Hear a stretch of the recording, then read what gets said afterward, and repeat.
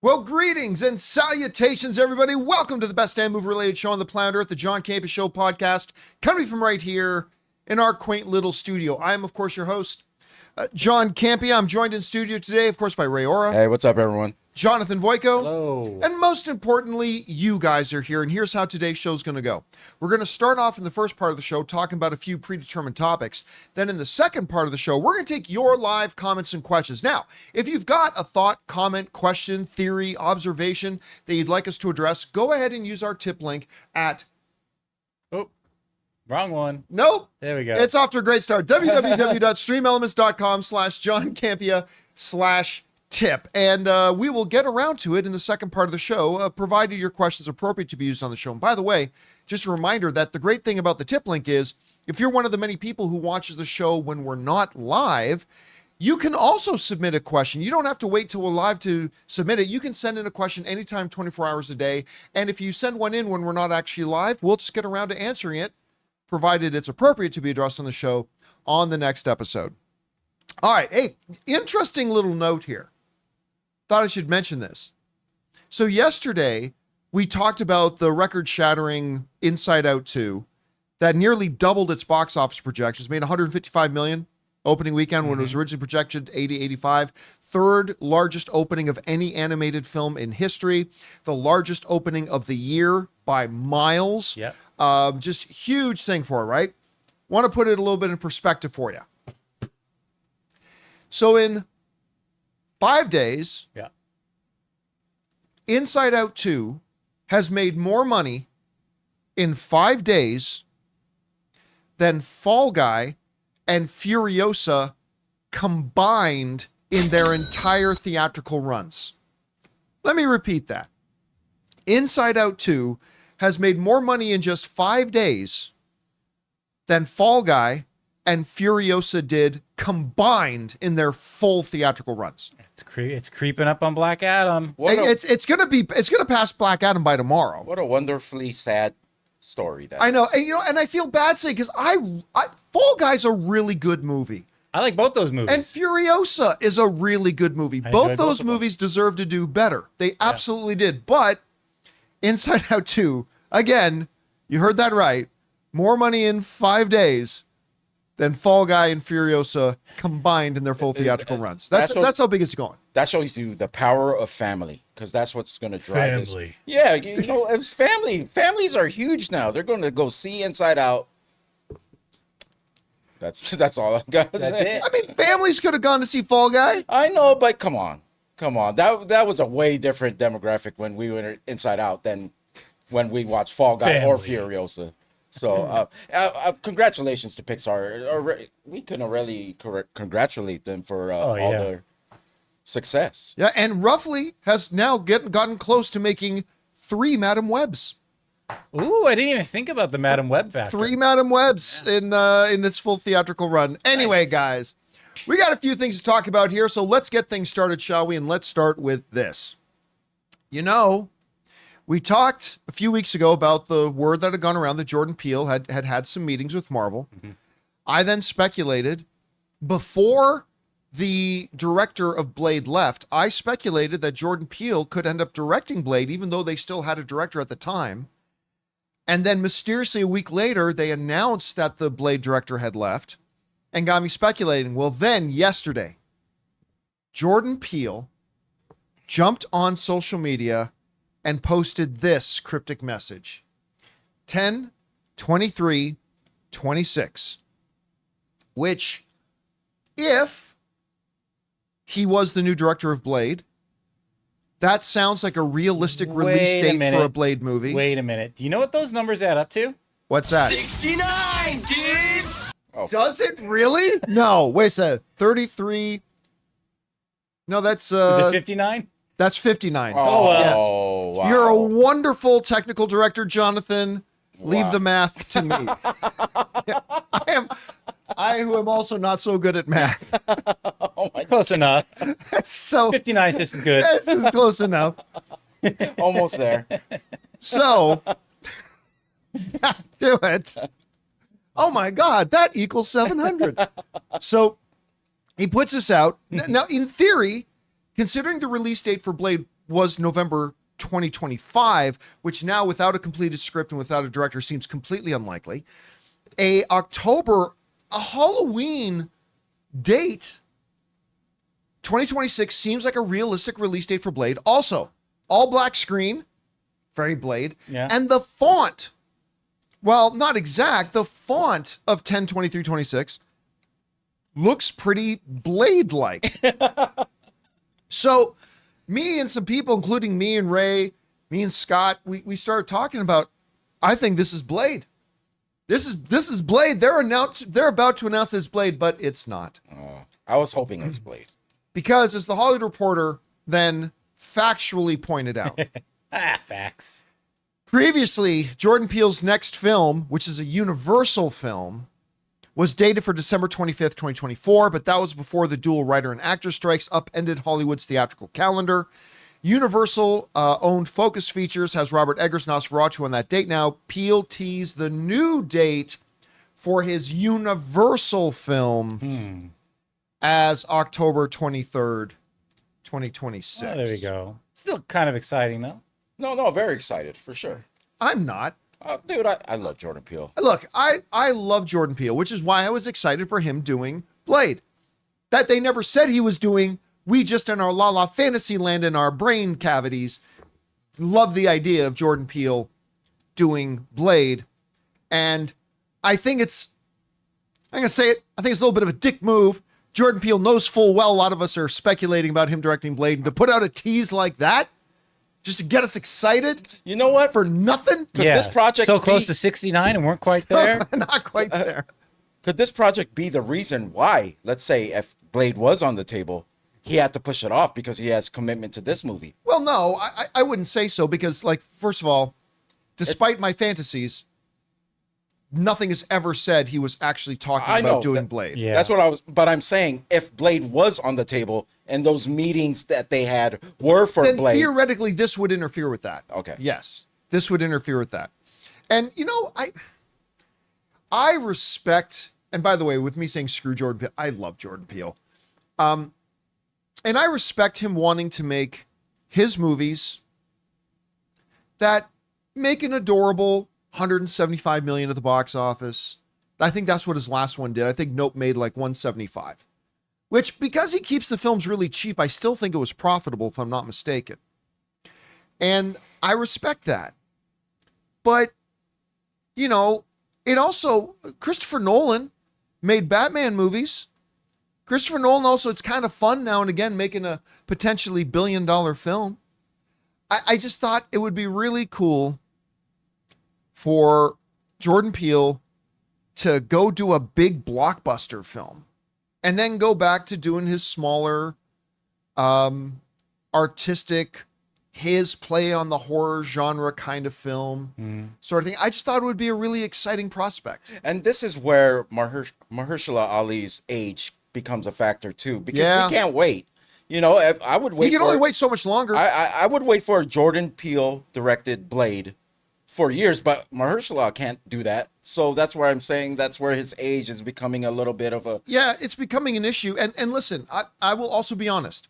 As much as I adore Jordan Peele, and I love Get Out, I didn't love Us. I thought the premise was really cool. I by the end of it, I thought that was a bit of a mess. I didn't love it. And I really didn't dig Nope. It has its moments. Nope definitely has some really cool... The stable scene. The stable scene in Nope is a really cool scene.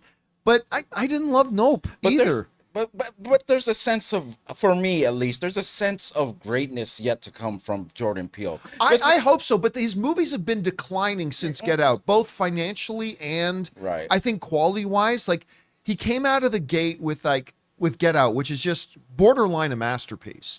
And he's never been able to come close to that again. And I think just maybe changing it up, doing something, just like one big blockbuster thing would maybe reinvigorate him, get his creative juices flowing, go back to his artistic things. I don't know. I'm all of that is just to say it's not Blade that Jordan Peele's doing next, and I am disappointed that it's not. You're scaring me because now I'm thinking of M. Night. When you say they won't get M. Night. No. No, I'm saying your Jordan Peele's career. I hope it's not like going M. on the Night. same trajectory. You know how well, he no, because came M. out with Night six- had a number of big hits Right, in a row. right. Right? So, I don't know. We'll see. I'm just a little bit butthurt because I'm heartbroken that he's not doing Blade. Anyway, guys, question is for you. What do you think about this? Jordan Peele teases his next movie, I think intentionally getting us excited that it might be Blade, but it is not Blade, as it turns out. And you know what? I'm sure a lot of Jordan Peele fans are thrilled because they just want to see him do another original Jordan Peele movie, and I totally respect that. I'm just a little, like I said, a little butthurt because I was really hoping it would be Blade. But whatever you guys think, jump down into the comment section below and let us know your thoughts. All right, guys. With that down, let's talk about this, shall we? Francis Ford Coppola has, of course, financed his next movie, Megalopolis, that played at the Cannes Film Festival and got shredded. It also played for a special distributor screening, to which some called unwatchable. Jeez. Not the highest praise. Now, IMAX, nonetheless, at the Cannes Film Festival, made a commitment that they would play his movie, Megalopolis, on IMAX screens, provided they could get a distributor. And all the majors took a pass on it. But now, a hero has emerged from the darkness in the form of Lionsgate. And Lionsgate is going to give the movie a North American distribution deal. This comes to us from Variety, who wrote this.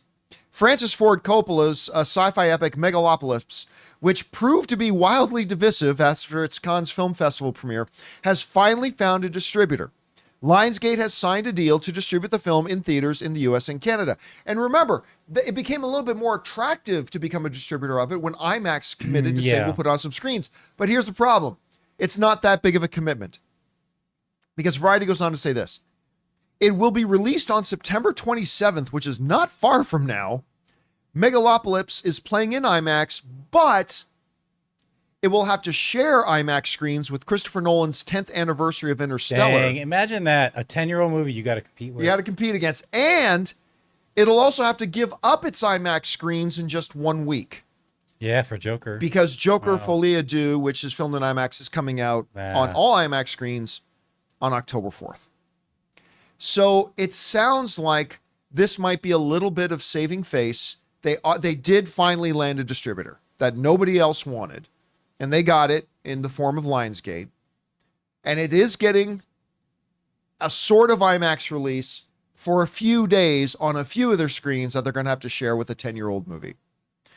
Now, look, I myself, and I need to point this out every time we talk about it, I have not seen this movie myself. So I am making no representations that the movie is good or bad because I have not seen it to give it such a judgment. I am just saying that a lot of the people who have seen it has said it's quite bad. Mm-hmm. Some distributors calling it a mess. And I am probably going to take a pass on watching it.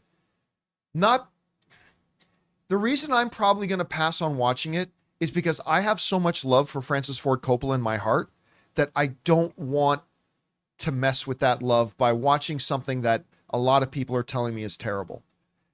So, I don't know, maybe a lot of you guys will go out and see it on September 27th and say it's awesome. John, you should absolutely watch it, in which case maybe I will, but I'm probably not going to go opening day. It's a stunning ensemble, this cast.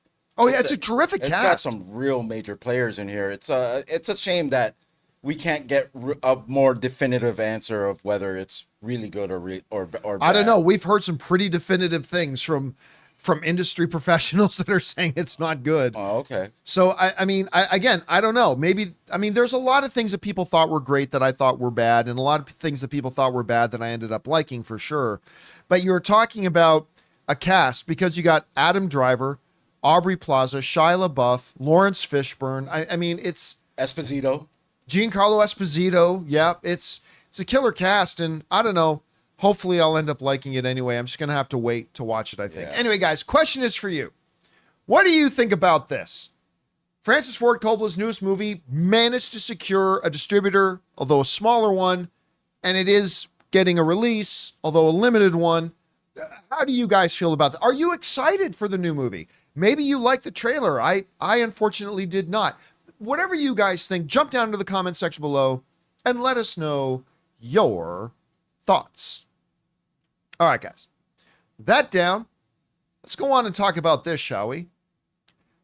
Bad Boys, Ride or Die, had a great opening weekend, hitting the second biggest opening weekend in the franchise's history with well north of $50 million. I think it was $56 million.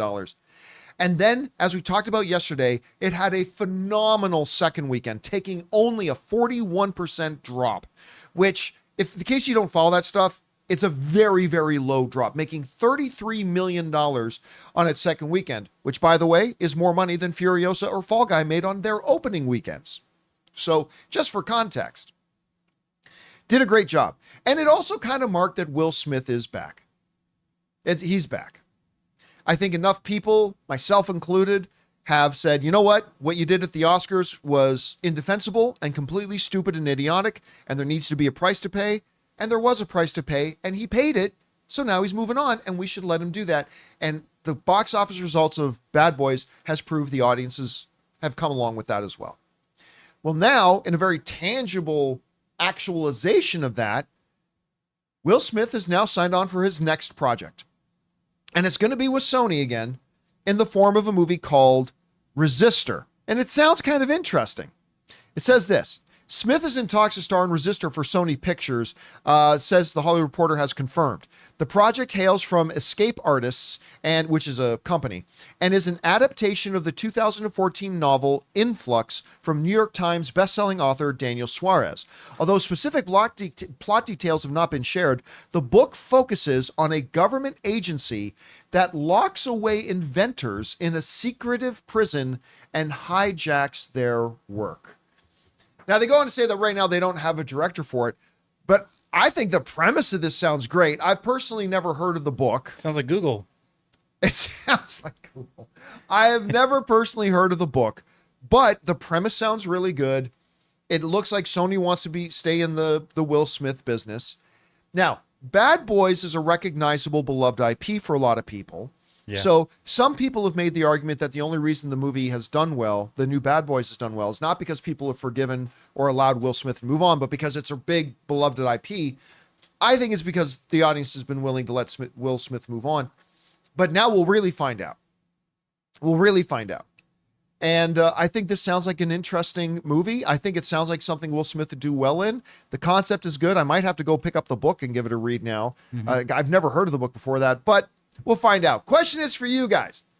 What do you think about this? Will Smith has got his new movie called Resistor, about a prison that governments put inventors in so that they can steal their ideas. Maybe it's going to be corny. Whatever you guys think, jump down into the comment section below and let us know your thoughts. All right, guys. With that down, let's talk about this, shall we? Don't know if you've heard the word, but there's a Deadpool movie coming out. What's Deadpool? It's this guy. Swimming? It's a swimming movie? Guy swings a sword. Oh, something okay. like that. Okay. In a pool. Yes, Oh, that's yeah, exactly. It swims a lot. Yeah. So it's coming out. We've talked a lot about it. Of course, the other day, the early 6-week tracking came out that are projecting that this movie is going to make between $200 and $239 million on its opening weekend, which is ludicrous. Like, absolutely, to the point that I have some doubts that it'll actually do that. Like, it's going to be a monstrously huge movie, no doubt. And it's going to have a monstrously huge opening weekend, no doubt.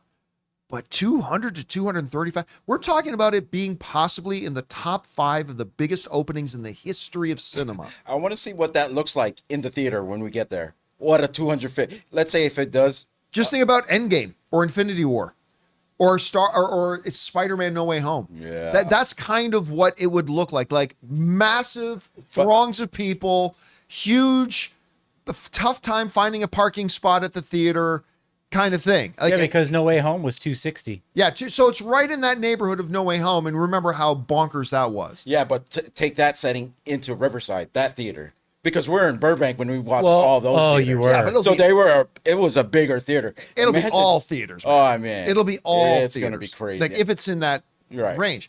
But now, 2 very interesting points have come up. One is that unlike Deadpool 1 and unlike Deadpool 2 proper, Deadpool 3 is going to get a China release, which the other two Deadpools were not able to do. Now, they managed to sneak Deadpool, a form of Deadpool 2 into Chinese theaters, but that was Once Upon a Deadpool, where they completely gutted the film, completely like redid it in many different ways in the editing room. And it wasn't, at the end of the day, it wasn't even essentially Deadpool 2, right? So Deadpool 1 and Deadpool 2 were not able to have Chinese releases. And now they are. And this one's going to have Wolverine in it. But not Fred Savage.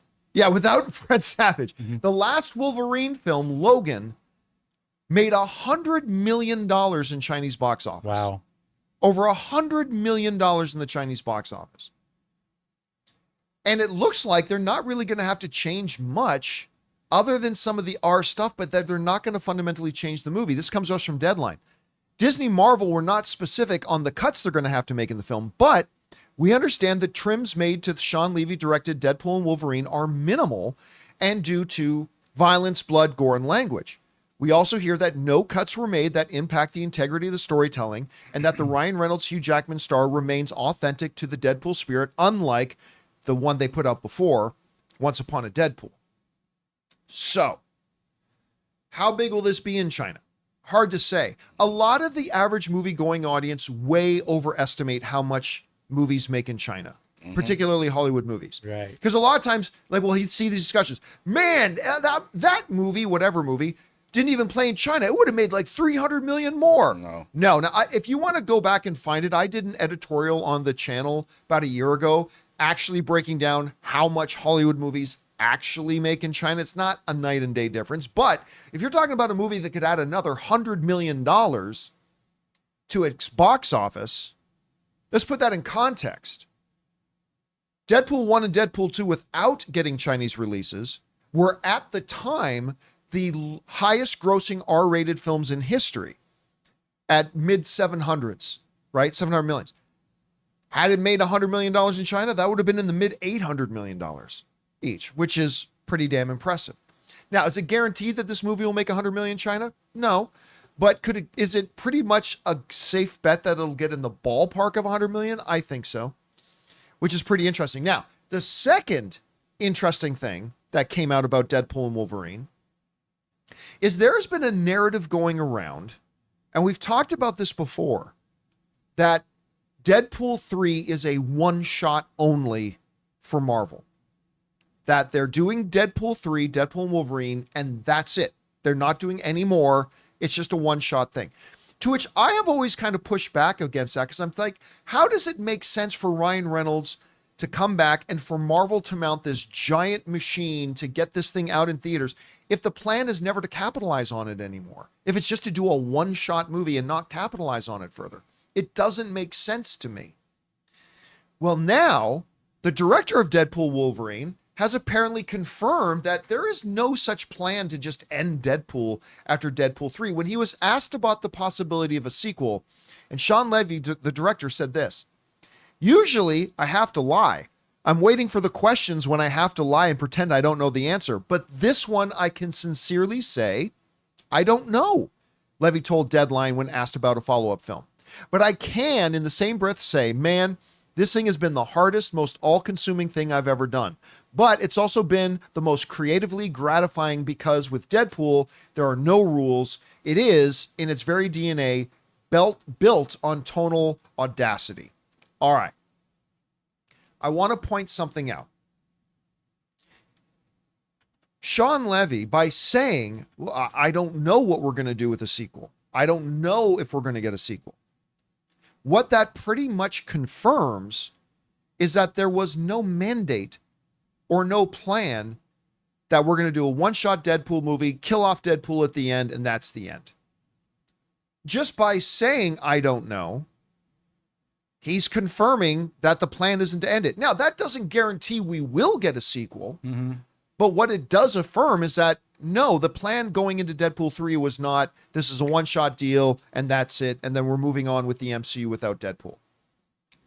And I think especially given the last couple of years, When you're looking at the financial box office results of Ant-Man and the Wasp: Quantumania, or you're looking at the box office results of the Marvels, or you're looking at the box office results of some other comic book IP like Shazam 2, Blue Beetle, Black Adam, I think Disney is just right now in the stage of saying, we will talk about sequels once we get a little bit closer to the release or once we see what kind of box office it's generating. Because I think you got to be a whole lot of crazy to think that if this movie does indeed open to 200 to 240 million on its opening weekend, which I'm not guaranteeing it will, I have some doubts that it will, but that's what they're saying. You'd have to be a special kind of crazy to not think that instantly Kevin Feige, some Disney execs aren't flying Ryan Reynolds out somewhere, and Sean Levy for that matter, to sit down and start making plans for another one. So I think we can put to bed this idea that the plan was just to do Deadpool 3 and end it. I don't think that's the case. And I think Sean Levy just pretty much affirmed that. I felt the same way when we were counting down to No Way Home with the Spider-Man film. You could probably catch me saying in those previous videos that I thought it was a goodbye for the fans, for Andrew and Toby, so they, right, especially for Andrew, so he could close that chapter because he never really got to finish. And that I really thought that. But then the weeks after it came out, we started hearing noise of Andrew maybe possibly coming back to do another Spider-Man film. Maybe Toby doing an older Spider-Man, right? Which was always unlikely. We were hearing things. Yeah, we were hearing things, but we never really bought into them. So this kind of is a little reminiscent of that, because for me, I actually am one of the ones that actually think it's for the fans. It's for Hugh to say bye as dead Wolverine, like in a nicer or like more happier way than Logan did it. And also with Ryan Reynolds, you know, I don't know if he wants to do other projects, if he wants to like do other things. I thought maybe this would be them saying goodbye in the MCU and then moving on to the X-Men or whatever. But it appears money is very powerful and convincing otherwise. Now, I just want to point out, one of our live viewers, Victor Plajas, in the live chat, is saying that's not confirmation of anything. It's just him saying he hasn't heard anything. He is the director of this film. He is one of the producers of this film. If the plan was that this is a one-shot Deadpool movie and we're not doing any more, he would know. They would already know. As the director of the film, yeah, as the partner of Ryan Reynolds, and as a producer, he would know if that was the plan. By him saying, we don't know if we're going to do a sequel, that just confirms, it doesn't confirm that there will be a sequel, but it confirms that it was never the plan to go into this Deadpool as a one-shot movie. That's not the plan. Now, if it underperforms, which seems unlikely, but if it underperforms or the audiences don't respond well to it, maybe it's a sack of garbage movie. I mean, I don't believe it will be, but it could be. Any movie could be terrible, including this one. Yeah, they say we're not going to do another one, and that's perfectly fine. But by him simply saying, I don't know, that confirms that there was never a plan. It was never predetermined. Like some people suggested it was, that this was going to always be a one-shot movie where they just kill off Deadpool at the end, and that's the end of it, and then they move on and they, send the Deadpool character to a retirement home. I think it does confirm that. It 100% confirms that. Now, whether or not we actually get a Deadpool 4 or a Deadpool and Wolverine 2 or whatever it is you want to call it, that will completely depend on how the audience responds to the movie and how well it does financially. Because there may not be another one. But they're leaving that door open, obviously. Anyway, guys, the question is for you. What do you think about this? What's the bigger deal, do you think?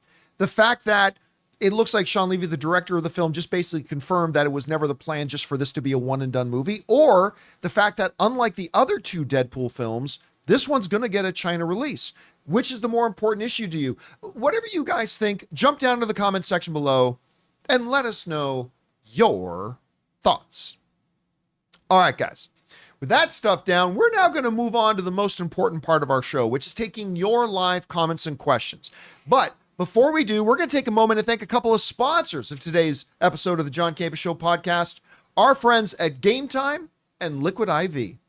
Guys, we want to take a second to thank a sponsor of today's video, Gametime. My wife Ann and I love going to events, whether they're comedy shows, concerts, an LA Lakers game. I mean, just the other night we went to go see Ronnie Chang and it was awesome. We love having these new experiences and new memories. And our sponsor Gametime makes getting tickets for concerts and events faster and easier, even if you don't buy tickets right away. Because prices on the Gametime app actually go down the closer you get to the show start time. With killer last minute deals, all-in prices, views from your seat, and their lowest price guarantee, Gametime takes the guesswork out of buying event tickets. I couldn't believe how easy and most importantly, intuitively, the entire app works. Finding the event I was looking for couldn't have been easier. The way it lays out the map of the venue, letting you know exactly where the seats are that you're looking for, and how easy the process was to choose and buy those tickets. So don't worry if you think you're too late to get tickets to that big event you and your friend want to go to. They have last minute deals. Save up to 60% off buying last minute for sports, concerts, comedy, theater, whatever. So guys, take the guesswork out of buying concert tickets with Gametime. Download the Gametime app, create an account, and use the code CAMPEA for $20 off your first purchase. Terms apply. Again, create an account and redeem code CAMPEA, C-A-M-P-E-A, for $20 off. Download Gametime today. Last minute tickets, lowest price, guaranteed. Guys, we want to thank the sponsor of today's video, Liquid IV. You know, it seems like summer's just designed to make us thirsty, whether it's camping, hiking, playing sports, and staying hydrated is the key to making the most of every moment. Because summer requires extraordinary hydration that's built for everyday dehydrating moments. Liquid IV hydrates me with benefits like electrolytes, essential vitamins, and clinically tested nutrients. With 3 times the electrolytes of the leading sports drink plus 8 vitamins and nutrients in a single stick, it's clearly why Liquid IV is the #1 powdered hydration brand in America. It has 3 times the electrolytes of the leading sports drink. Just tear, pour, and live more. Just 1 stick plus 16 ounces of water hydrates better than water alone. With 8 vitamins and nutrients, non-GMO and free from gluten, dairy, and soy. There's no artificial colors or sweeteners, and it's got 4 delicious sugar-free flavors: white peach, green grape, raspberry melon, and lemon lime. So turn your ordinary water into extraordinary hydration with Liquid IV. Get 20% off your first order of Liquid IV when you go to liquidiv.com and use the code CAMPEA at checkout. That's 20% off your first order when you shop Better Hydration today using promo code CAMPEA at liquidiv.com. And thank you to our friends at Gametime and Liquid IV for sponsoring today's episode of the John Campea Show podcast. All right, guys, with that done, let's get over to your questions here, shall we? Jonathan, what we got up first? All right, first, this came out probably yesterday afternoon, but Anonymous says, "Hi, John and crew. Jordan Peele just announced that his next film is releasing October 23rd, 2026. Do you think the film could be Blade?" Listen, in the world where everybody has hired an entire team of PR people, I'm going to guarantee you this. I think the reason they posted it, so clearly it's not Blade, unfortunately. It's a Universal film. I think they intentionally announced it the way they did to get more attention on it. Well, they took advantage of the situation. Because, I mean, if he just literally came out and said, my next film, Hooby Dooby, comes out October 2026. Oh, man, Hooby Dooby. Everyone's been looking forward to that Hooby Dooby. Well, I love the novel. The novel's the best. Yeah. I mean, if they had just said that, it would have gotten some attention. But by making it vague and making it all black and making it kind of in a Blade-like font, they knew. They knew it. They knew a lot of idiots like me They knew it. would look at that, and in my zeal and anxiousness and hope upon hopes would speculate that maybe they're talking about Blade and it would get a lot more attention. I 100% guarantee you that was part of the philosophy. And I don't blame them. I don't blame them. Yeah. That's brilliant. That's really smart. That's what you pay your marketing team for. Yep, it's really smart. So now, unfortunately, we just got to wait till 2026 for Hooby Dooby. Oh, All right, what's next? I think it'll be good. We got HW says, just saw Back to the Future, the musical, over the weekend. It's incredible. Should check it out when you get a chance. First of all, I know it's not playing anywhere in LA that I'm aware of because I probably would have heard about it. That I did not know there was a Back to the Future musical. Yeah, I heard something about that. I probably would give it a shot. I mean, it's gotten good reviews. Has it? Yeah. All right, I'll give it a shot if it comes around. All right, what's next? All right. Raymond Verada says, congrats to the Tony winners last night. Daniel Radcliffe, Sarah Paulson, and Angelina Jolie as a producer for Outsiders. It's Dan's first award, and Paulson's and Jolie's second on the EGOT list. I noticed they gave more time for speeches and winners. I'm not going to lie to you, Raymond. First of all, big congrats to Daniel Radcliffe, who continues to evolve himself beyond being Harry Potter to being a truly legitimate, wonderful actor. That being said, I don't pay attention to the Tonys. I go to maybe 2 or 3 live shows a year, and usually they're shows that have been around for a long time. Like I'll go see Les Mis again. I go see Waitress. I'll go see Hamilton or whatever. So I don't really follow it by any stretch of the imagination. But yes, indeed, truly, congratulations to the winners nonetheless. All right, what's next? Bakito says, I honestly think getting Lionel Messi to say bad boys in that one advert, making it the first time he ever talks in English publicly, helped with that 41% drop. Legendary. I don't think so. I mean, did it help? Of course, any good thing of publicity, getting, like a global athletic sensation like Lionel Messi, what do they call him? The little wizard? To get him to do something like that, absolutely it helped. But did it change it from, an $18 million second weekend to a $33 million second weekend? No, but I'm sure it had a little bit of an impact. All right, what's next? Scott Brown says, on your mailbag about Acolyte episode 3, you're so right. There's good pieces there that they just aren't putting together. Lucasfilm has to get the writing under control because it has been awful, with the exception of Andor and the first 2 seasons of Mando. Yeah, listen, you know how much I detest the prequels, but I will more than gladly and happily sit down and talk about the elements of the prequels that I really enjoyed. Whether we're talking about the Qui-Gon Obi-Wan Darth Maul fight, I still love I don't care what anybody says. I love the pod races. I love the pod race sequence. It's the sound design, might be the best sound design sequence in the history of Hollywood. It's like, seriously, it's magnificent. Like it unto that, the really frustrating thing about the Acolyte for me so far, I get more frustrated when I see that there was potential there. Like when something's just straight up garbage from start to finish and there was nothing redeemable, you just go, it was terrible, and you kind of move on. But it's extra frustrating because Acolyte, there are elements there. There are building blocks there that can really work. I still think Lee Jung-jae as Soul is wonderful. I love the idea of a whodunit murder mystery set in a Star Wars background. I love that idea. And there are certain pieces and elements that function and work and give it potential. But then it runs into all the, like a lot of the red flags on just basic filmmaking stuff that they make mistakes on in almost all the other Star Wars stuff.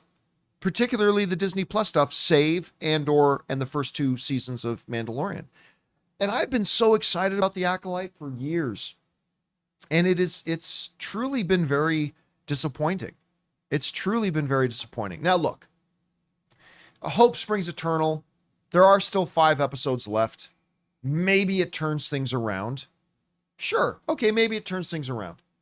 I'm not discounting that possibility, but as of right now, man, it's a pretty disappointing show. All right, what's next? Mike says, I discovered John Campea in March of 2016 when I was trying to realize my feelings about BVS Dawn of Justice. I liked the movie, but felt like it was lacking still. Then the 3-hour R-rated came out, and it was much better in fleshing out Clark's motivation. It was better, but not great still. Yeah, I mean, that's the thing. First of all, I liked the theatrical cut. I enjoyed the movie. I didn't think it was great. I thought the extended director's cut was a modest improvement. I do think it was an improvement, but it really highlighted something that we talked about in that movie. You don't make a better director's cut by just backing up a dump truck full of deleted footage and just dumping it in. You need to truly re-edit the film.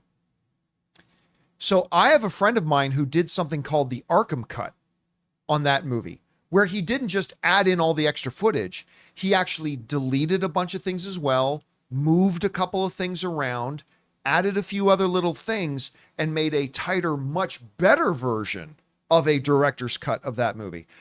Still, at the end of the day, I still thought it was a mild improvement. It changed some of the focus of the movie.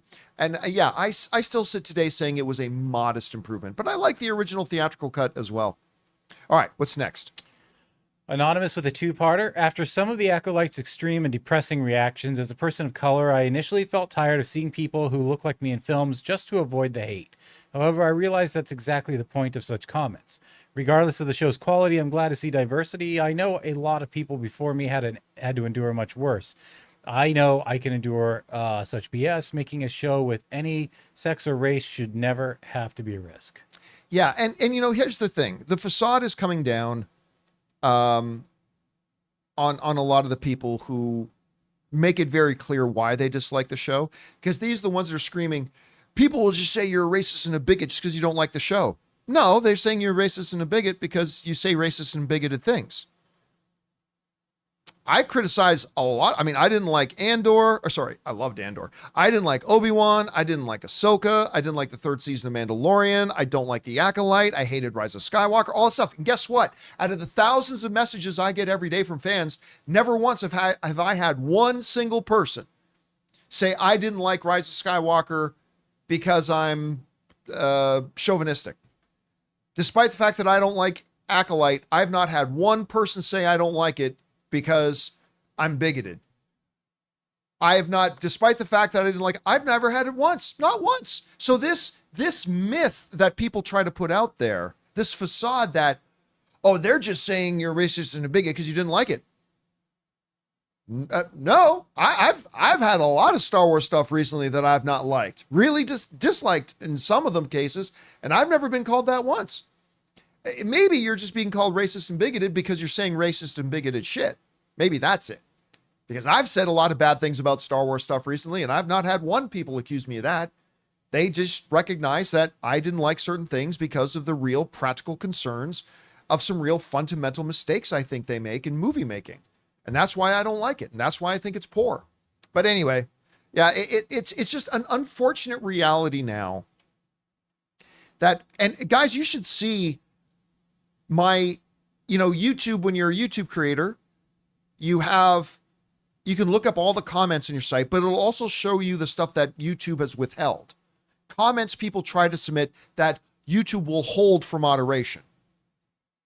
Guys, I gotta take a stiff drink, and I don't drink, but I feel like I have to take a stiff drink before I go in there, because the shit people write is just disgusting.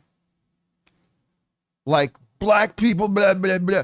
Nobody wants to see a woman be a badass. Nobody wants to blah, blah. It's like all this racist, bigoted shit that people write all the time. And then they try to deflect of, no, people just have legitimate criticisms. There's no racist and bigoted stuff out there. Yeah, it is. A lot. Yeah. A lot. And there's also a ton of legitimate criticism, right? I have a ton of legitimate criticism for the Star Wars stuff I'm watching. Ton of it. So there's absolutely out there a lot of people who just don't like the stuff they're seeing because of legitimate criticism. 100% there is. But there is also that dark butthole corner of the online world that it is not legitimate criticism. It's, there's a girl, fuck it. There's a black person, fuck it. There's a gay person in it, fuck it. It's woke. And that, I'm sorry, that's not legitimate criticism. That's just you being an asshole. And when you get called an asshole for being an asshole, just own it. You're being an asshole. So anyway, and don't try to confuse you being an asshole with other people who dislike a lot of the Star Wars stuff for legitimate reasons and are legitimate criticism. Anyway, what's next? BK Dan says, John, the self-repeating fake story re Star Wars X. I liken to Ouroboros. That's the symbol of the snake chasing itself, eating its own tail. Yeah, we talked yesterday about, again, I didn't blame anybody for it. It's something we see happen in the online world a lot. That a rumor gets reported, somebody else does a story on it because of the rumor, and then somebody else sees that story and reports on it, and then the original rumor starter takes the two people that were quoting them as confirmation of the rumor. I love rumors. And it is this self-actualizing rumor cycle that we see happen a lot in the online world, and it's up to us, and oftentimes nobody intends for that to happen. It just kind of takes on a life of its own, and we as film fans need to be able to see and recognize that, and take it as such when it happens. All right, what's next? Anonymous says, I could see The Rock leading a new Disney park ride based movie. Expedition Everest would need an Indiana Jones type lead. I could also see him do a Space Mountain movie, or maybe a comedy reboot of It's a Small World. Pirates also needs a new lead. Oh man, I don't think anybody would be okay with Dwayne Johnson leading new Pirates of the Caribbean. Yeah. I don't think anybody would be okay with that. That'd be And I insane. also don't see Dwayne Johnson moving backwards, because, you know, he had a time in his career when he was doing, what was the name of that one? Escape to Witch Mountain? Yeah. Was that it? Like, he had, when he did, and what was the one where he was a tooth fairy, and And he has done a ride because he did the Jungle Cruise. he did, yeah. So he's had that period of his career where he was doing those kinds of movies. So I don't know that I see him going back to those kinds of movies, but listen, they're definitely doing business with Disney now. We talked about that story yesterday, and it'll be interesting to see how it kind of manifests. All right, what's next? Logan Vaughn says, I want to give credit where it's due and praise what has improved about the movie theater experience. Features like reserved seating, pre-ordering food, drink, and the freestyle soda machine. I love it. Plus in-house subscription services like A-List. 100%. Now look, with all the problems facing the movie theater experience, I still spend a lot of time talking about, and I always encourage people, if you live near an AMC theater, A-List is the best value proposition for movie fans that has ever existed. It's amazing.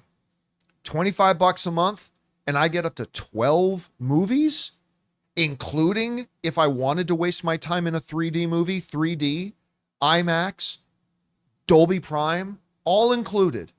I get discounts on my food. It's the best deal in movies. If you don't live near an AMC, guess what? Regal has a wonderful membership loyalty program as well. Regal Unlimited. Yeah. It's not quite as good as A-List, but it's a really damn good value proposition if you live there. It took way too long, but the introduction of reserved seating, it took way too long for movie theaters to implement that, but finally it's here and is now just a regular part of reality. And that's a good thing. Yeah, there are definitely things that the movie theaters have done over the years, and I've always been quick to point them out, that have done some good things, but they still have a number of things they need to do to improve the movie-going experience for people that, like pre-assigned seating, seems pretty obvious and pretty easy to implement. You just got to do it. So There's that. All right, what's next? Then Logan Vaughn returns and says, in my AMC, the lights go down after the Nicole Kidman ad. It's the biggest miss ever. The lights should fully dim at the exact moment, she says, when the lights begin to dim. The timing can't be that hard to set up. How did they not think of this? Actually, that's not a bad thought. But listen, at the end of the day, it's an ad that shouldn't be in there. You're advertising something that people are already doing. Come to AMC theaters. I'm in an AMC theater already. And they should be playing that ad on a streaming service. And you're making people watch the same ad. It's not an exaggeration to say I've now seen that ad hundreds of times. Hundreds of times. Do you know how frustrating it is as a moviegoer? To having already sit through 25 minutes of commercials, sometimes 30 minutes of commercials, and then, okay, finally the fucking commercials are over. Yes. Okay, I can't even remember what movie I came here to see now, but okay, let's get started the movie. Only to then get, we come to this place. It's like, God damn it. Yep. Start the fuck, and it's made me hate Nicole Kidman a little bit. Nicole, I love you. I love Nicole Kidman. But damn it, that thing is making me start to hate Nicole Kidman a little bit. It's not Nicole's fault. Nicole is precious. But yeah, it's The really... rise and fall of Nicole Kidman. We come to this place. Shut up! Why You know do what we come to this place for? We come to this place to see a damn movie. That's what we come to this place for. Why so do you- how about you turn off those damn ads and play the damn movie? And then that's when we have to grab John and sit him down. Why does John start to sound more and more like, what's his name? He's like, we come to this place, fellas. Oh, Conor McGregor. McGregor. Yeah, we got this place, fellas. It's red panty night. All right. What's next? Lee Crow says, "Yo, crew, worst Star Wars moment? My vote is probably the episode of Book of Boba Fett where we meet the Rainbow Vespa gang, and instead of shooting them in the face like any respectable bounty hunter would, he hires them. He wouldn't have shot them unless there was a bounty on them, though. He's professional. Listen. And there, okay. I promise I won't go on this for long. I'll try to keep it short. There are people who would say that The Acolyte Episode 3 was the worst episode of Star Wars ever. And it's bad. But no, it's not. It is not it's bad, but it's not the worst. And if you're saying that, you've never seen the Book of Boba Fett. I am still amazed how anything got greenlit in that show. Like, forget the Vespa gang. Okay, for a second. There's literally a scene where Boba Fett is running around a kitchen to catch a little robot and then decides to try to intimidate the robot by holding it so it goes, "I am Boba Fett." Nobody, the little robot doesn't care. Boba, little robot doesn't care. Then, remember, Boba Fett famously met his end in Return of the Jedi by being at the Sarlacc pit in the pit of Carkoon when he's knocked off the sail barge and the giant tentacle,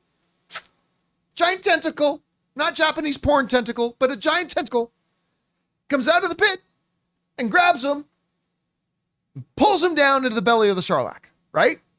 So he knows this. Oh, he's very PTSD about the whole thing. And yet, in the Book of Boba Fett, he decides, let's take this ship really close to the mouth of the Sarlacc because I've got to get my armor. The same armor he knows he crawled out of the Sarlacc pit wearing, by the way. He literally crawled out of the Sarlacc pit wearing his armor and yet somehow thinks his armor is still down in the Sarlacc pit. Never mind. And then he's like, let's get closer. And he goes, oh, my stars and garters. It has tentacles grabbing the ship. Oh, if only I had known that was such a thing. It's just, it's one of the worst. I'll say this. The Book of Boba Fett is not just the worst thing Star Wars has ever done. It's one of the worst things TV has ever done. Oh. Yeah, it's TV. Truly horrible. Oh. It's truly horrible. I can't. Anyway. All right, what's next? Well, Bry Guy's next. This is unlikely, but the director Fede Alvarez of Evil Dead, The Girl in the Spider's Web, Alien Romulus, and writing partner Rodo Saegas, Don't Breathe 1 and 2, Texas Chainsaw, working on the next Planet of the Apes movie would be cool. Fede Alvarez would look. Yeah, when you're talking about directors or writers, whenever you suggest a talented director working on X future project would be cool, absolutely. Mm-hmm. I mean, Fede Alvarez has just turned out to be like a really gifted, very uniquely visioned filmmaker. So yeah, you name just about any project. Hell, you could say Fede Alvarez is doing the next Sense and Sensibility. And I'd say, yeah, he's a gifted storyteller, man. Go for it. I thought you were about to say Fede Alvarez for Blade. Yeah, me too. I'd be down for that too. I mean, but he's just a gifted filmmaker. I cannot wait to see Alien Romulus. I'm very excited about it. All right, what's next? Let me see that Jonathan writes. Jonathan. Just a shout out to Jonathan. Well, thank you. Love how he's become my second favorite show member. Sorry, Ray, with his sideline jokes. Well, I assume it was Ray. Maybe it was John. Sorry, John. Sideline jokes and funny quips. When I started watching in 2022, he would always get on my nerves. You and me both, man. With his side comments, but not anymore. He's had a Thor Ragnarok change. Not many people know this, but literally his wife. I was back and forth about whether to bring Jonathan in, but his wife Laura got a hold of me and said, "I really need this dead weight out of the house. Can you please give him something?" Yeah. And I thought, well, you know what? Sure. Yeah. And here he is. She thanks you every day. Every day. Yeah. All right. What's next? Dirt on My Boots says, we haven't heard from Dirt on My Boots in a while. Who needs Jamie the Kingslayer when you have Sir Kristen Cole the Queenslayer? Slapping, oh boy, slapping the cheeks that matter. Would you like to touch my lance, Your Highness? Yeah, he was getting busy. That dude is such a douche. I can't stand his face. I also cannot stand his face. Everything about him I hate. Every time he talks, I just want to smack his stupid little mouth. What's the Michael Scott line? I hate so much about everything that you are. and everything you are. Or everything. Every time. I mean, which makes him a great character for the show. Part of what I watch, But I hate him so much. We know how Game of Thrones is I'm just waiting for that episode where he does die. Yeah. And how they're going to do it. All right. What's next? All right. James Wheeler with a $50 tip. Oh, thank you so much, man, for supporting us on that level, dude. Yeah, thank you. As a transplanted Massachusetts boy, I'm so happy for the Celtics win. Let's go Celtics. I don't know why I always say Celtics. Celtics. Let's go Celtics. Yeah, congratulations to the Boston Celtics winning their first title in a while. I think now the most NBA titles in NBA history. They were tied with the Lakers. And now they've gone into the lead. And you know what? I think first of all, a dynamic, well put together team. It would have been interesting to see this series with a Luka Doncic who was not carrying 3 separate injuries, chest, ankle, and knee. But I honestly think we might be seeing a repeat of this next year. I think we might be seeing a Dallas-Boston finals again next year. But we'll have to. But again, congratulations to the Celtics. All right, what's next? We got Ketchup on Eggs who says, I'm with you. One of the terms that lets me know to stop listening to someone is when they use the word woke to criticize something. Oh, yeah. Like at that point, when somebody uses the word woke in giving commentary criticism about a movie, I instantly just assume this person's an idiot and just ignore what they say. And that's kind of my default position. All right, what's next? James Bale says, I'm really struggling with The Acolyte and not finding any joy in much Star Wars currently. The Acolyte's struggling with The Acolyte. The moment that tipped me over the edge in Acolyte was when the witches started doing musical theater. The chant was so in tune and like watching a musical. It's funny, as much as I didn't like the episode, that part didn't bother me. I mean, I didn't think it was good, but that part didn't bother me. I mean, I've seen a lot of movies and TV shows and stories where you have like covens or what's the word I'm looking for? Not ceremonies, but Rituals. Thank you. Rituals that will be very intricate and complicated and spoken in time. And so while I did not think it was a good moment of the show, that didn't particularly bother me at all. It's like, okay, yeah, they've got a ritual that they do. All right. So that's fine. It didn't bother me. I had a lot of other issues with the show. A lot of just simple things like pure logic. Like there were, and I've already gone over them in detail, so I won't go over it all again, but just like all that's the stuff that gets me. It's not these little insignificant things like I didn't like the words of the ritual. Like little details like that. I may not like them, but they don't bother me. Like it's a throwaway detail. But the fundamentals of storytelling being done so badly, that's the part that really takes me out of it, and that's the part that leaves me disappointed. All right, what's next? We got James Bale is back. A genuine question because I don't know anything about the industry. With some shows having such amazing writing and captivating storylines, what is Disney doing wrong? Is there something in their method that is leading to a lack of quality writing? There's 2 things that I want to say. Some Disney things are wonderfully written. Like, sorry to tell you this, but I know that's not the narrative that a lot of people like to push, but there are some things that Disney puts out that is wonderfully written. And a bunch of stuff that's not. But that's true of almost every studio. Almost every studio. It comes back down to something I talk about a lot with just like filmmaking or storytelling. Making a good TV show and making a good movie is monumentally, almost impossibly difficult to do. The problem is places like Disney and some others have made it look easy at times, but we then take for granted and think it's easy. It's not. It's impossibly difficult. That being said, there are sometimes things that are so badly written that you got to go, how did this get past the green light stage? Look, I read the script to Clash of the Titans. All right? The one with Liam Neeson. Before that movie got made, somebody in the studios gave me a script and I read it and I really liked it. On the page, it looked good, and the way it played out in my imagination as I was reading it played out like a really good movie. And I thought, this movie's going to be really good. And then they made Clash of the Titans and it came out and it was not good. And it was the same one of the script that I read. It's like, yep, this is that movie. But sometimes you have concepts and even a script and it plays a certain way in your head. And then when it starts to manifest itself on a screen, it plays very differently. So that can happen too.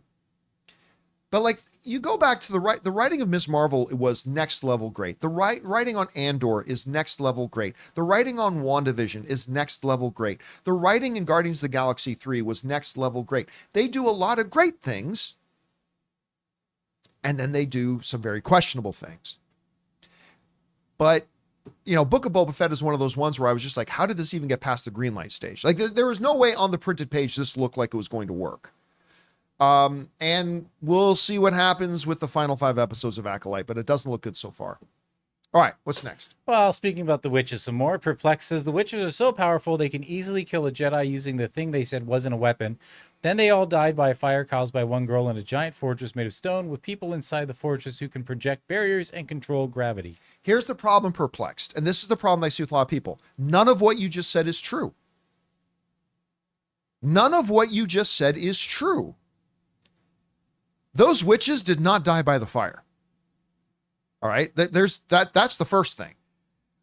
Number 2, I still don't even know that the girl that started the fire was actually May. I think there might be a force trick going on there. Going back to the dead witches, they were in a room that wasn't on fire. They were all lying together in one mass thing. Something killed them, but it wasn't the fire. Something killed them though. Like, there's a lot of stuff, as poorly as this show is being made. Again, we're talking about fundamentals. There are a lot of things that people are in the details that people are jumping on and getting upset about that we don't even know you're making assumptions. Yeah, I think it was a misdirect. Yeah, I think it was clear, but also a very obvious misdirect, right? So let's see what happens as the things go. And again, these are just details that don't ultimately speak to the quality or lack thereof of a show. I think the basic fundamentals of storytelling is what's causing them problems, has been quite poor. But I think, like, for example, everybody's assuming that May and Asha were created by Force Immaculate Conception. They never said that in episode 3. We know that she created these girls somehow, but it very well could have been cloning. It could have been through some other device. We don't know. But everybody got mad at what they assumed the show was saying. Again, I'm just saying, let's actually wait and see what is actually what's being told here and what they're saying actually happened, because I don't think they've given us those answers yet. And even once we do get the answers, I'm not saying that saves the show. But again, I see a lot of people making a lot of assumptions that I think the show has made very clear is still a mystery and we don't actually have the answers for yet. But we'll see. All right, what's next? Uber Hulk says, well, obviously there was a bigger box office news this past weekend. Can we talk about how crazy it was that Apes increased this past weekend, even though it lost 500 screens and it's number 3 over a month from its release date? It has been taking in some money. Yeah, but it's not that big of a story. Yeah, it's not. Like a movie that's in its 4th, 5th, and 6th week, it's not terribly uncommon that you see like a 10% decline, right? Like, we're talking about how a 41% decline from week 1 to week 2 is fantastic. Yeah. But that's a week 1 to week 2 decline. Yeah. It's not terribly unusual for, like, in your 4th, 5th, and 6th weeks or more that you see very, very small number declines because the overall number of people have already shrunk so much. Right. So it's still good for them. Mm-hmm. But at the end of the day, I think it had a $10 million weekend, which is cool. It's pulling in like 500,000 to $1 million a day. See, still at the end of the day, Kingdom of the Planet of the Apes is still made less than Black Adam. I mean, so that's great that it's in its 4th, 5th, 6th, 7th weeks. It's doing that kind of stuff, but it's really not a significant box office story because it still hasn't made as much as Black Adam. Yeah. I think it broke even. So good for them. I think that's great, but you know, it's not that big of an issue. All right, what's next? Anonymous says that I know you said you don't think R-rated age limits will affect the box office of Deadpool, but it should be No. This is always, see, in my communication style, I will often repeat things multiple times. They don't care. The reason I do is because I am so often misquoted and misrepresent what I said. I did not say an R rating would not impact the Deadpool and Wolverine box office. I just said I don't think it'll have the kind of impact that some people think it will have. That's a very distinct difference between the two things. Those are two very different things. Anyway, please continue. What's next? Not what's next. Well, what does he say after that? But it should be noted that in the U.S., children under 6 aren't allowed in R-rated films, even with parents. The teenagers under 17 have to be with someone 21 and over, not 18. Oh, well, I think it's in Canada, it's 18. Regardless, all you need is one person who meets that age requirement and you're able to go. So you and your 13-year-old, all the 13-year-old dudes can still go see it. All they need is one of their cousins who's 21 or older to go. Right. Again, I am not saying it has no impact on it. Not at all. Obviously, there will be a impact. I'm simply saying I don't think it's going to have the degree of an impact. Because people are going to use these loopholes. Yeah, 100% they will. I'm just saying it's not going to be a $400 million impact. That's all I'm saying, right? It's just not going to be the night and day difference. It's not going to make a night and day difference at the box office that some people seem to think it will. An impact, yes. A super significant impact, I don't think so. All right, what's next? Anonymous says, in its first 5 days, Acolyte Episode 1 had 11 million views. Ahsoka Episode 1 had 14. Bridgerton Season 3 Episode 1 had 40 million views in its first 5 days. Is the problem with Star Wars or Disney Plus? Disney and Netflix report views the same way. Oh, yeah. Netflix has tons more global subscribers. Like, never forget that. That Netflix has that major significant advantage over all the other streamers because it just flat out has way more global subscribers. So that's always got to be something that's taken into consideration. The number to me that you really have to look at, which by the way makes it all the more impressive that Moana was the #1 streaming movie in the world, considering it was on one of those other streaming services and not Netflix. So it's kind of crazy that Moana was still the #1 stream movie in 2023. Anyway, what I tend to like to look at is, what do the streaming numbers do? Do they go up or do they go down? So like 14 million viewers in its first week for Ahsoka is nothing to sneeze at. That's actually really impressive when you consider the global reach of Disney Plus and what it is. The unfortunate thing was that people started to ditch on the show and the viewership went down. We don't have that data for the Acolyte yet.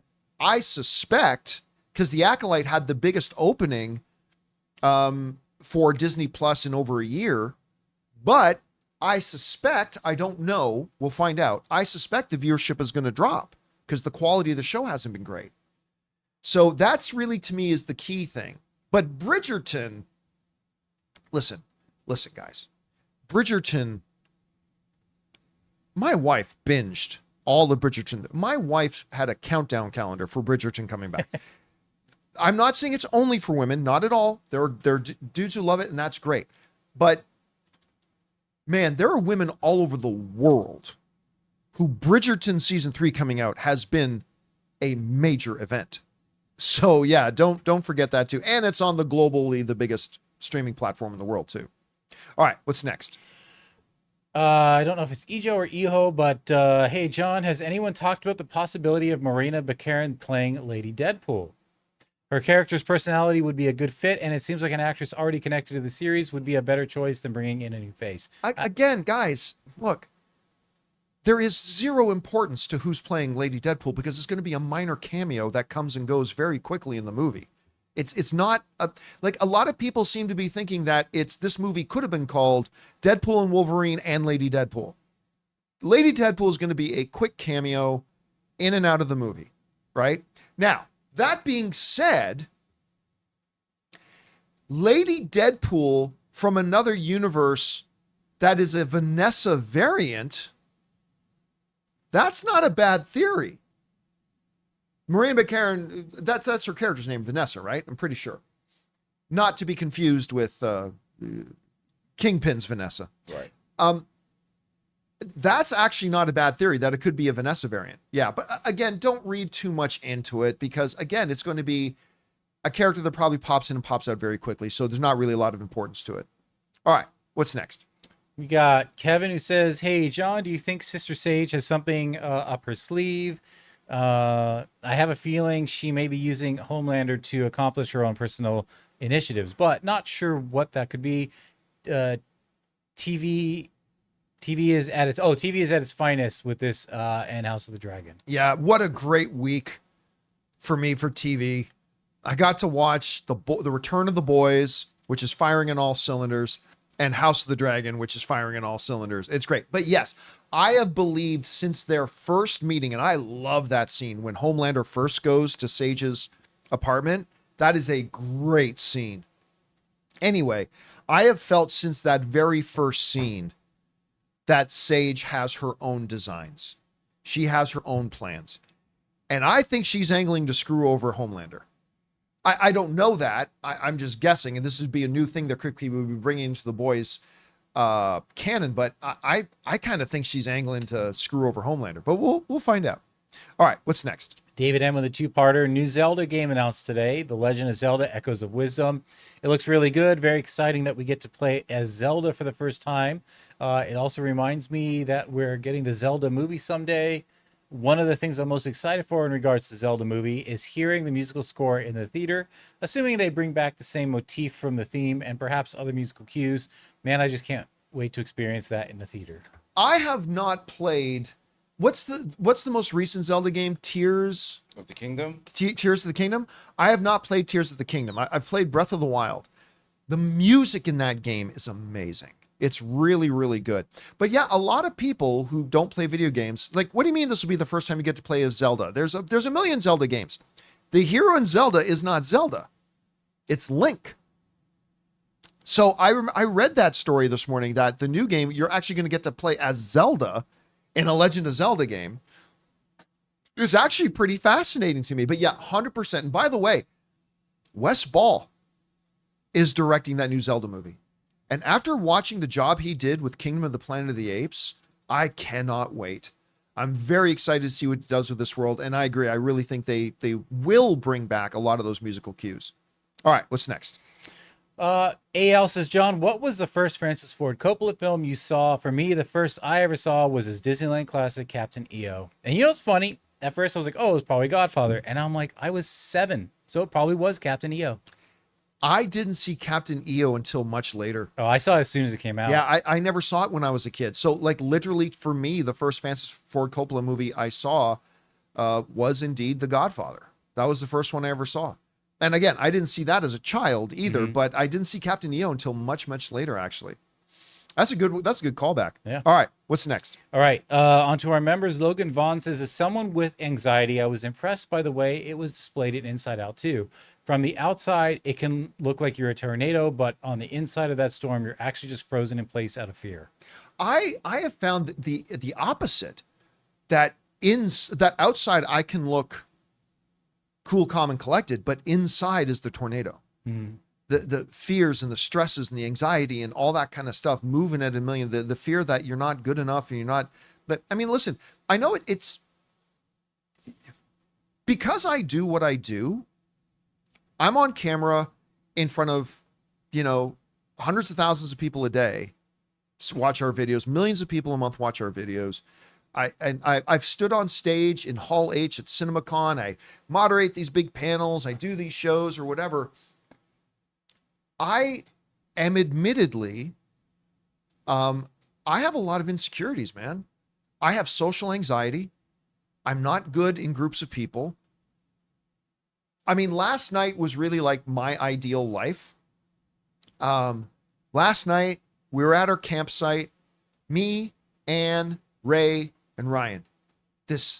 My family sitting down with that small group circle that I have, at a campfire, ate some good food, joking with each. That to me was the idea of the perfect life for me. But I always struggle with the idea that I am simply not good enough.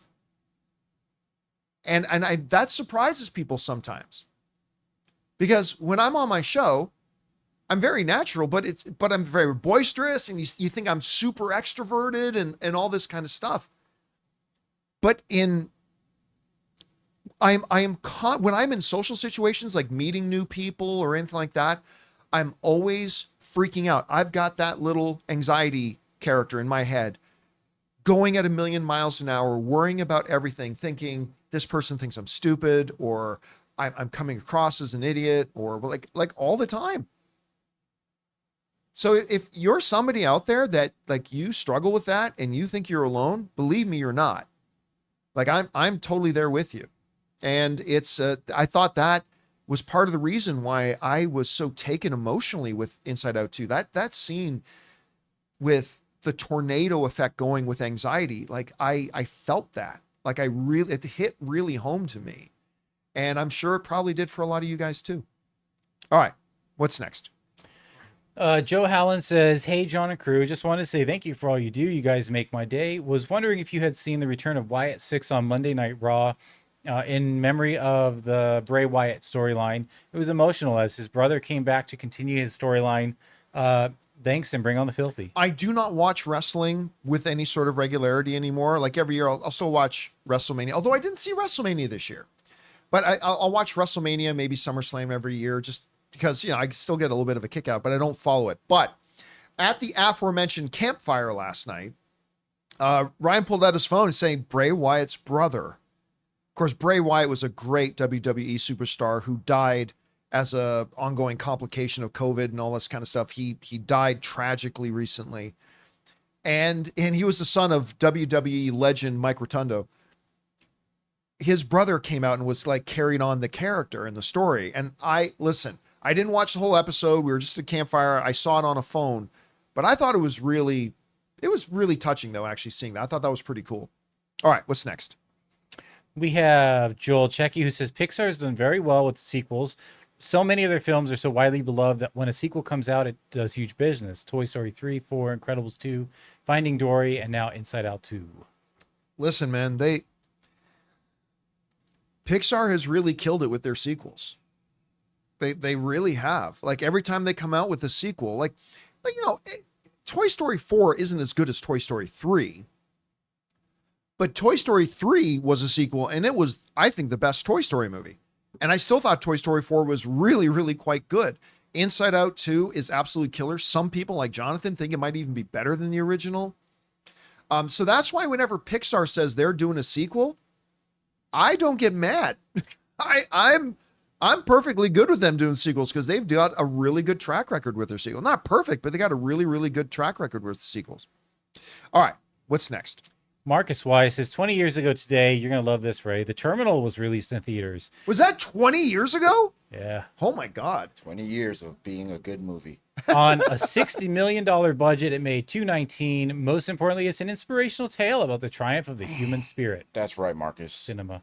Keep On thinking. that same day, Dodgeball was also released for a $20 million budget and took in $168. Most importantly, we learned the skills of dodging wrenches. If you can dodge a wrench, you can dodge a ball. If you can dodge traffic, you can dodge a ball.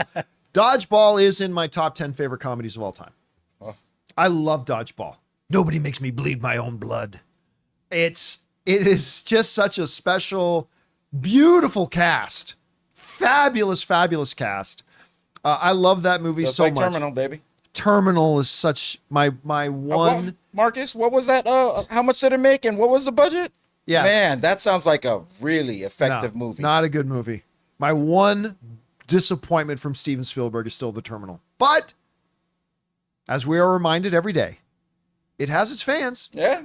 Anne likes it too. Oh, guess who's in that airport right there? It's Zoe Saldana and Diego Luna.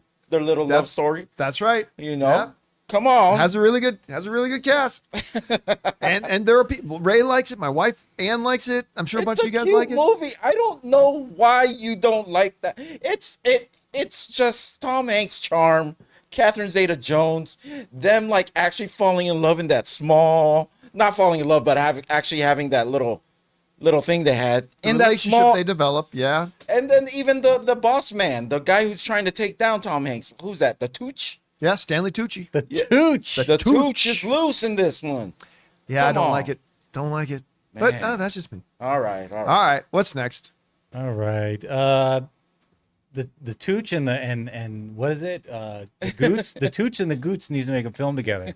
CJ Reber says rewatched some of Top Gun Maverick on TV yesterday, and I forgot how tense the ending was with Maverick and Rooster about to be shot by the enemy fighter, but then Hangman Power comes out of nowhere to save the day. Yeah. Here's the thing though about Hangman, right? Don't you dare say it. No. Hangman's a good character in the movie. I like the Yes. Hangman character. I do. But what did he do that was so special in the movie? Smile. He shot down a plane that was engaged in a dogfight with another plane. That's like seeing your buddy in a fight with somebody and sneaking up behind the other guy with a baseball bat and hitting him in the back of the head and going, "I'm a hero." I mean, again, Well, he did save them, but it's not like he did anything special. to be fair, it was like if someone, because they weren't armed anymore, so it's like someone was holding a gun to them and your friend hit them with a baseball bat, thereby stopping the gun from going off and killing your friends. But I mean, the guy was the plane he shot down was engaged in a dogfight with somebody else. Oh, I think the guy was his character was a narcissist. Somebody so- pointed out in the live chat too. Same thing Han Solo did at the end of Star Wars, right? It's like, okay, yeah, you shot Darth Yeah. Vader. Darth Vader was fighting somebody else at the time. Yeah, and we see what happened to Han Solo. So you better watch it. That's all right. you guys out there. You know- too can get thrown off a Yeah. handrail-less bridge. They couldn't pick a better person to be that Iceman, that Val Kilmer. When both of them smiled, you're like, I hate you. You're such a jerk. You know, they had that. Oh, yeah, they made him come cocky across sort of such a look, dick. Yeah. But he wasn't as bad as Iceman, I don't think. He ended up not being as bad. He was more of like dissing you to get you to do better. Instead of Iceman, he was just competing and like trying to like beat you, right? Don't diss Iceman. No, I'm not dissing Iceman. But you know what? I'll take Iceman over Yeah. Hangman any day. Iceman's concern was that Maverick was reckless. Oh, Yeah. right. Yeah, he was worried he was going to get people hurt. Yeah. Right. I don't like you because you're dangerous. Oh yeah. Speaking of Top Gun Maverick, I just saw someone posting photos of they actually made it like a hot toy of Maverick. Top Gun Maverick. I didn't think Tom Cruise would give his like rights to anybody. Oddly enough, they're the same height. It's a 1-to-1 scale. Yeah. Oh God. We're not getting any more cake now. That's Yeah, right. We you got the just- Tom. We got the Tom Cruise Christmas writes gift. We're not me all gonna the get it time. this He says year. he loves my jokes. Do you got an image of the hot toy? Oh no, someone was unboxing it on YouTube. I wasn't watching YouTube, but I saw that they posted. I wasn't watching YouTube. They but no. I saw it Someone on posted YouTube. that. Oh, I just got this in, and I'm gonna watch it later. But A 1-to-1 scale Tom 1-to-1 Cruise scale, Tom Maverick Cruise. hot toy. All right, what's next? Socrates actually says, not a question but a comment. I was thinking about the new DC Universe upcoming projects and was thinking that Glenn Powell would be a good choice for Booster Gold. Yeah, there's a million actors that would be good for Booster Gold, and there's a million characters that Glenn Powell would do well. By the way, he did really good in that little Netflix movie Hitman. He did still a gotta see really good job. Like, I remember Chris saw it before I did, and when I asked her about it, she said it's good. It's a good movie, but you know what really stands out in the movie is that Glenn Powell is a legit movie star. And I thought, okay, that's interesting. So when I watched the movie, I totally get what she was saying. Like I completely see why she said it, because it's a good movie. I don't think Hitman is like a top 10 film of the year or anything like that, but it's quite good. But what really comes out of that movie is Glenn Powell oozes star power. He's a great actor. He's got the look. He's got the charisma. He's got the swagger. He's a legit movie star. I want to pose this question for you. If he took, because I want him to be Green Lantern, that he's my Green Lantern casting. If he actually took on that character and they released a movie, would it make money? Is his star power enough where it would make money? I don't think it's the star power. I think it's the character. He The would idea. have, let's put it this way. What movie has Glenn Powell been the lead in that has made a lot of money? Right, I know, but We don't know. Yeah. He's done a Netflix movie. That doesn't mean anything. He was fourth fiddle in Top Gun Maverick. and then we can't really gauge it on Twisters, right? Because we haven't seen it yet. But Right. yeah, and also Twisters. it's probably more about the effects and like the Because look, if I asked you a question 3 years ago, Right. will a Black Adam movie starring Dwayne "The Rock" Johnson make big money? Of course, everybody said yes. Of course, not everybody thought it would make $1 billion, and it didn't. yeah. Here's the thing: an actor. The only time an actor in a movie role can kind of guarantee some money is when it's a role they're already completely associated with. And we talked about this the other day, right? Put Robert Downey Jr. in a new murder mystery movie. It might not make any money at all. Put Robert Downey Jr. as Iron Man again. That movie makes $1 billion. In that murder mystery. Come on. That's right. It's Tony Stark in the murder mystery. But so I can't say whether that Green Lantern movie will make money will have actually very little to do with Glenn Powell being the one playing it. It'll help make the movie better because he's really good, but yeah, I don't think it'll really make much of a difference. All right. Let's take two more. What's next? Jeremy says, glad to hear the Ronnie Chang stand-up was fun. Is there any comedian you regret that you never saw in person? Well, some would be because they were retired before I could have ever. But Yeah, like Richard Pryor. Richard Pryor, Steve Martin. Oh, at the I height would of have his loved comedy. to have seen Steve Martin. You know what? We had a chance 2 years ago. Him and Martin Short were Yeah. doing a touring show. Yeah. And Ann and I were going to go see it, but then we ended up having to be out of town Yeah. for that. But that wasn't like his like peak stand-up comedy. Right. That was a different style of comedy. So yeah, guys like who I never just would have had a chance.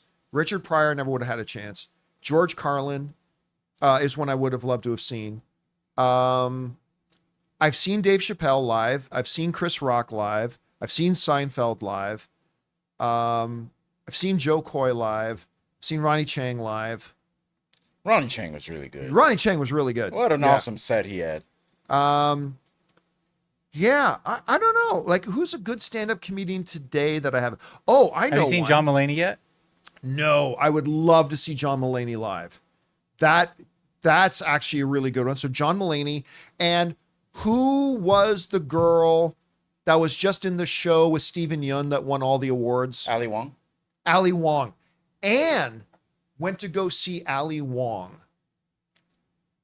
And because I was on a work trip somewhere.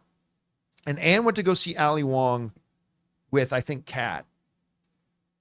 And she said, other than the Seinfeld show that we saw him, it was the funniest stand-up she's ever seen. And I listen, Ali Wong has got some killer Netflix specials. But she said her live, she said, other than when we went to go see Seinfeld, she said it's the funniest stand-up she's ever seen.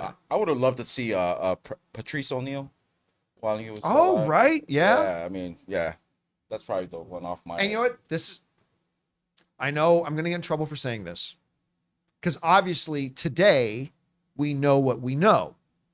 Oh, I know what you're going to say. Yeah. But for a lot of my life, Sure. we didn't know. Yeah. Okay. So keep that in mind. Oh, okay. I know what you're saying. I'm going. But, Seinfeld did this documentary about comedians once, and there's this footage. It's not a movie, like it's documented. It's a real conversation that happened. So they're in this comedy club, and Chris Rock shows up and goes up to Seinfeld, and they talk about, this is before we knew what we know now, okay? They talked about Bill Cosby, and Chris Rock had just come from seeing a however-year-old Bill Cosby do a show. And like Chris Rock just comes in and is like, he slays. And they were both saying, like Seinfeld and Chris Rock saying, he might be the greatest stand-up comedian of all time. And I remember growing up, I still to this day think the best comedy special I have ever watched, the comedy special that has made me laugh the hardest in my entire life, was this comedy special called Bill Cosby Himself. And again, it's weird to talk about that now because today we know things that we didn't know before. But like, I've always thought that was the greatest stand-up comedy special I ever saw. And I know it would be weird. It's weird to recommend watching it today because the things the way are today. But I'm just saying, for much of my life, I had always wished I had a chance to see Bill Cosby live. But yeah, I can't think of a lot of others before. One more for me, Jim Carrey, when he was still doing stand-up. Back when he was still doing stand-up? Yeah, that's actually really good. I saw one thing of him stand-up. He killed. And he can work a crowd. Even if the he joke's was not working. so just his physical too. Yeah. Whoa, he was Jim physical. Carrey too. I still remember this one time I saw him. It's like, man, living in America now, it's like everybody's got this idea about what it's like to be Canadian. It's like, so people constantly come up and ask me, what's it like in Canada? So I started answering this way. Yes, Canada. A place where every day is a struggle to survive. and he just goes on this like 10-minute long spiel about what he would tell his American friends. Yeah, he was great. All right, let's take one more question. We'll call it a day. What's next? Real Life Entertainment says, John, when you started the movie blog, did you have a day job as well? Yep. I'm struggling to find the energy to create content when I have a full-time job, a wife, 2 kids. Any advice? I was doing the movie blog when I had a job and I was going to school at the same time. Look, it was tough, but what I did personally, now what I did personally was I would get up and write posts at like 6 a.m. I would get up and write posts at like 6 a.m. Then I would try to do a post on my lunch break. And then late at night before I go to bed, maybe there was 1 or 2 posts I could put up. I was putting out, 3 to 7 posts a day on the movie blog. But I had to do them in these wildly weird, but you also have to understand, I was not trying to do the movie blog as a career. I was doing it just because I loved doing it. I did it as a hobby. And I love the hobby. I was passionate about it. I love movies. I've loved them my whole life. And I built and created this outlet for myself where I could just talk about it. And I was doing all that as a career, not as a career. I was doing it for fun as a hobby. And that motivated me to get up at 6 a.m. to, write a couple of posts and to use my lunch break to do that and to stay up a little bit later to do that. I mean, yeah. But listen, I say this all the time. Everybody's situation is unique. What worked for me may not work for you. Mm-hmm. And what your end game is too. Yeah, it all depends on what your end game is. Very important. Like I had no plans of doing it as a career. It wasn't until the local newspaper did an article on me because I had made my first check. Which in Canada is hard to make your first check because you could die in Canada. Any day now, right?